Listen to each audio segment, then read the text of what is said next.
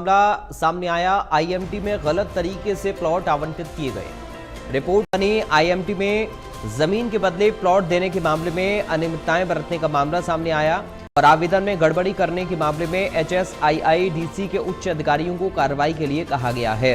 गांव चंदावली के शिकायतकर्ता गिरिराज सिंह का कहना है कि कुछ ऐसे लोगों को भी HSII-DC के अधिकारियों ने प्लॉट का है और इसी के चलते ये घोटाला किया गया। इसकी शिकायत DC फरीदाबाद को दी गई। तो उस टाइम एक रिपोर्ट जो है उपायुक्त महोदय ने मांगी थी, तो वो हमने कंसर्न जो तहसीलदार थे उनसे रिपोर्ट लेके और वो हमने सबमिट करा दी। किससे संबंधित रिपोर्ट मांगी गई?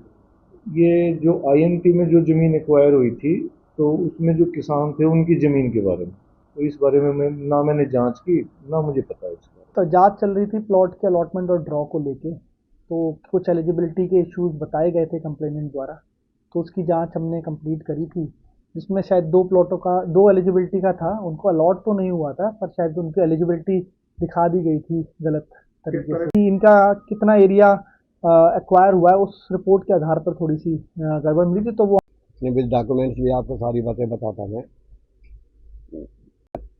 उनको आने के बाद में उन्होंने आनंद फानन यारो साहब ने 14 के 14 की रिपोर्ट जो है वो जो प्लॉट जिनको अलॉट किए थे इन्होंने वो उनके खिलाफ दे दी, सारे जो प्लॉट अलॉट हुए थे।